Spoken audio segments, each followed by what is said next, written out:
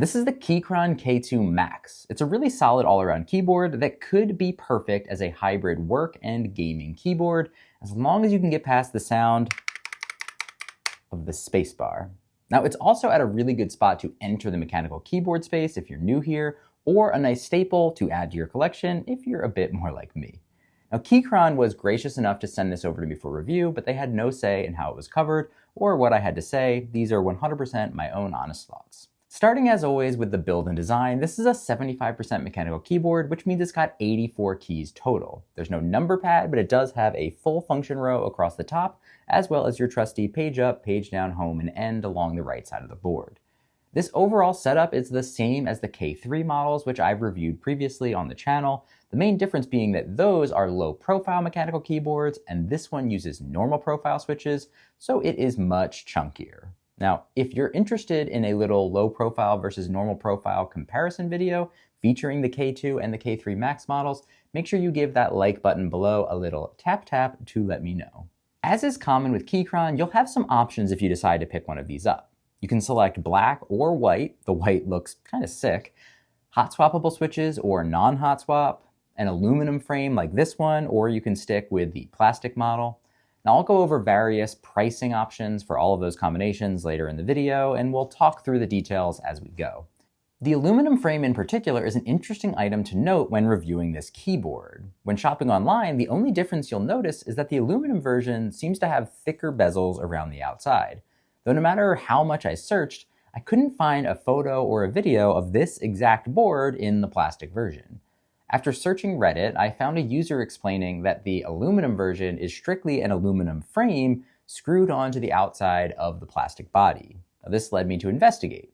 Thankfully, Keychron does provide both an Allen wrench and a screwdriver in the box in order to open up your keyboard to make modifications, which is awesome. In my case, I just wanted to remove these aluminum plates, and what I found was that the plates are indeed just tacked on to the outside. Beneath it is a full plastic keyboard. I was then able to find this photo of the side profile for a K2 version 2, a slightly cheaper variation of this keyboard, but one that likewise comes in an aluminum and non-aluminum version. Seeing as this image looks exactly like my keyboard case, just without the holes on the side, I think that our Reddit user was right. This isn't really an aluminum case per se, it just adds some aluminum accents to the side for appearance and feel alone. You should decide for yourself how you feel about that fact. Personally, I like the look of the metal case everywhere but the corners. The spot where the two pieces meet kind of looks cheap to me. Though I will admit that the pieces fit together perfectly, which is a sign of some good machine work and oddly satisfying as well. Since it's just a $10 add-on to get the aluminum pieces, you'll need to decide what the metal feel and appearance is worth to you at checkout time. Moving on to the overall design, this keyboard is pretty tall. Using the keyboard by itself definitely requires either some non-ergonomic wrist flex or floating above the desk. Now, thankfully, Keychron sent over one of their silicone wrist rests to make using it legitimately much more comfortable. It's certainly not mandatory to use one of these, but if you're trying to maximize your ergonomics, it's definitely a nice addition. They're only $15, and I will link them in the description as well if you are interested. Speaking of ergonomics, the board features 2-stage feet on the bottom, which gives you typing angles of 5, 9, and 12 degrees. I find 12 degrees to be a rather aggressive angle, and the 5-degree option to feel too much like the keys are angled away from me. But the 9-degree angle was a perfect middle ground. Materials throughout the keyboard feel great. It has a solid, hefty feeling without being over the top. Since you have a plastic core of the keyboard, you're not going to have the same weightiness of a full metal design. When you pick it up, it still feels like quality materials, just without that holy cow feeling that the weight of some other keyboards might give you. Mine weighed in specifically at 1,085 grams, or about 2.4 pounds. Now, the USB-C port and switches are located on the side of the keyboard rather than the back. This might be a positive or a negative depending on your personal preferences. Thankfully, it does come with a right-angled USB-C cable, which makes it look much more natural than having a straight cable sticking out of the side. If you're someone that uses your own cable though, you'll need to consider if it would work with this design. You'll also want to note that the port is also set back pretty far, so your cable needs to be on the more narrow side just to make sure that it'll fit. Moving over to the typing experience, the keycaps are OSA profile and are made of double-shot PBT plastic, which means they should hold up well over time. I definitely prefer the wider and flatter shape of Keychron's low-profile keycaps, like those found on the K2 Max, to this more round style. For switches, they offer 3 types of Keychron branded super switches. You've got linear reds, tactile browns, and tactile bananas. My version has the browns. Let's see how they sound.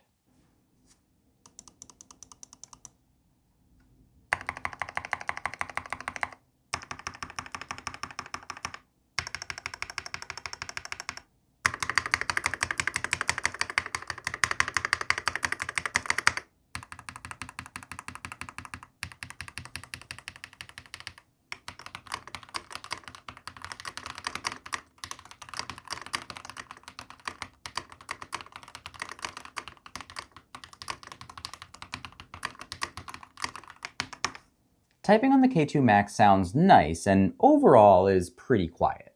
At its core, keystrokes have a nice thocky sound to them, but they have to fight a bit with some hollowness and a little bit of rattle. Now, despite advertising significantly enhanced acoustic foams, the board sounds and feels a bit hollow to me personally. The spacebar in particular sounds loud and rattly. I think that the spacebar is prime for a mod of some sort to improve the sound, which is totally possible given the customizable nature of this board, including the fact that all the necessary tools are provided in the box. And my recent review of the K3 version 3 was my first ever experience with the Keychron branded switches. Before that, Keychron had always used Gateron branded switches. Now, I was not a fan of the Keychrons on the K3, and I'm really not a fan of them here either, though I did not have any of the same sticking issues on this board that I experienced in that K3 review if you've watched that video as well. I'm a little bit worried about them moving away from a trusted name like Gateron if this is the result that we're going to get across the board. A definite positive is that the hot-swappable version of this keyboard supports multiple pin options for customization, so you'll have a much wider array of compatible switches that you could sub in if you're willing to put in the work to make this board exactly what you want. Overall, the board sounds pretty good. The whole thing is a bit hollow sounding, but it's not bad. Outside of the spacebar, most keys sound good and are pretty consistent. With the spacebar considered, the board still sounds okay, but just know that it may bother some folks around you if you're a bit of a heavy typer. From a typing feel perspective, despite the hollowness, it feels nice and satisfying. There is a good amount of travel on the keys, and the actuation force is about what I'd expect from some brown switches like this. Now, I mentioned that I'm not the biggest fan of the keycaps. They're a bit too circular for me, and the rounded corners are just a little less comfortable than the ones that are more square and flat like the ones with the K3. But that's definitely a personal preference for me and might not apply to you.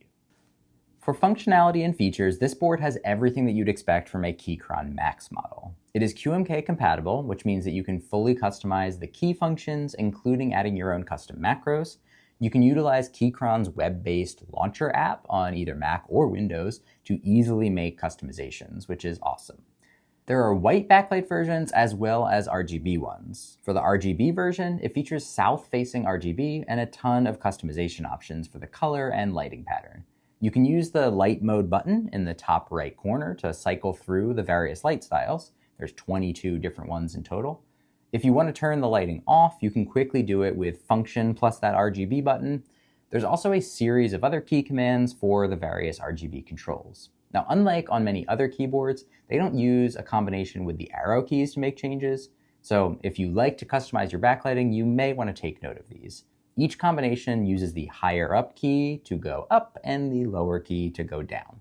If you settle on a single color mode, you can hone your exact color that you'd like to use with a combination of hue and saturation controls. But this is also much easier if you just do it within the Keychron launcher software.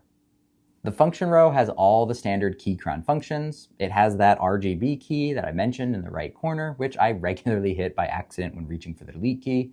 This has been a common complaint for me, but it must not be enough of a problem for others because it continues to persist on every Keychron 75% model that I've ever seen.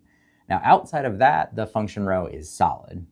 Included in the box are extra keycaps to set either Mac or Windows keys as your standard, and some additional orange keys if you'd like to add or remove those splashes of color. Finally, there is a lock key if you'd like to replace a key on the function row, like maybe that RGB key. If you do add that keycap, you can use the Launcher app to change the key behavior. If you want more information on that RGB key and what to do about it, including using the lock key, I discuss it at length in the functionality and features section of my review of the Keychron K2 Max. So if you want that full rundown, just go check out that video. I will link it down in the video description. That'll allow you to learn all of the various options available, including the exact macros needed to take advantage of that lock key on either Windows or Mac. All of the information in that section applies here as well. While on the topic of keycaps, I don't like the font that Keychron used on this model. The sizing and thickness of the characters are inconsistent. Some of the oddities include the fact that the A on backspace looks weirdly large. The two E's on enter are different sizes, even though they're both lowercase. And the T on control and the N on F both look weirdly thin. These are very small, but it's stuff like this that I know some people will find distracting. On the bright side, these don't appear to be misprints because the oddities are consistent across the board. It's really just a poor choice of font, that's all. Now finally, for the keyboard nerds out there, there's 6-key rollover enabled by default. That means that when you're using the keyboard, it'll register up to 6 key presses at one time. However, you can enable N-key rollover with function plus N. If you run into issues with N-key rollover, make sure that you ensure you're on the latest firmware. I had issues at the start with multiple key presses being registered with just one press, but that went away after a firmware update. Connectivity is consistent with other Keychron Max models. Since Keychron is notorious for Bluetooth issues, the fact that the Max models come with a 2.4 gig USB receiver can be an absolute lifesaver for many folks out there. Now, you can also use the 3-device Bluetooth as well as the wired mode with the USB-C port on the side. Changing between the various Bluetooth connections is done with function plus 1, 2, and 3. The keys have some subtle labels on them, which I'm a fan of as a reminder for people who aren't as deep into the keyboard hobby. If you use the USB receiver, on the other hand, it'll light up that 4 key, but connecting to it doesn't use that key itself. It instead has its own dedicated spot on the switch on the side. Now finally, the last location for that switch on the side is for the wired mode, which again uses that USB-C port that's right next to the switches. Also next to that switch is a toggle in order to go between Mac and Windows modes. Both the wired mode and the 2.4 gig receiver support a 1000 Hertz polling rate, which means that you can get highly responsive gaming sessions if you wish. Now, the lag that I experienced plus sleep to wake on this keyboard had no real issues, though I did just have some serious issues when reviewing the K3 version 3, so my recommendation is to use that USB receiver if possible. The box also includes an adapter to allow you to get that USB receiver as close to your keyboard as possible to further cut down on latency if you so choose. The K2 Max has a 4000 mAh battery inside, which is not news on the K2 front. All of the current K2 models have the same size battery, but when compared to the low profile side of things, Keychron has historically used a 1550 mAh battery. So it's a welcome addition from my point of view to finally review a Keychron keyboard that doesn't have a painfully undersized battery compared to the competition. 4000 mAh is plenty big for a keyboard, and it shows with the 190 hours of advertised use with backlighting turned off and up to 100 hours with RGB turned on, which are pretty solid numbers. If you want to know how much battery you have remaining, you can use function plus B to show your battery level. It kicks off a fun animation showing the numbers illuminating up to the battery percentage that remains. Very fun and super useful. For value and pricing, the K2 Max starts at just $89 and goes up as high as $119, plus a likely shipping charge. Here is a chart showing the different configurations available and how they're priced. The version that I reviewed here is the full $119 model with the aluminum frame and hot-swappable switches. If you want to go all in, I think that this is a reasonable price for this keyboard. If you want to save some money, the first place I would personally start cutting back is by losing this aluminum frame. Unfortunately, you can't get a hot-swappable black model with the plastic frame, though you can in the white color. The options are a little odd for that reason. Hopefully this changes in the future.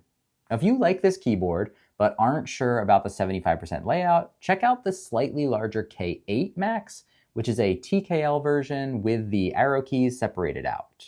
Or you can go with the full-size K10 Max, which has a full number pad and all the bells and whistles.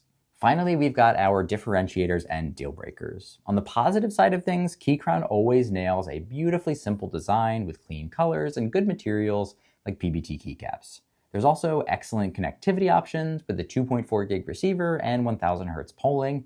You have solid customization options across a number of different areas, whether it's the ability to choose whether you want hot-swappable switches or a metal case when you're ordering, supporting those multiple pin types for switches, QMK compatibility, and even including things like a screwdriver to make it just a little bit easier to open up your board and make changes. This is one of the most customizable keyboards I feel like you'll find.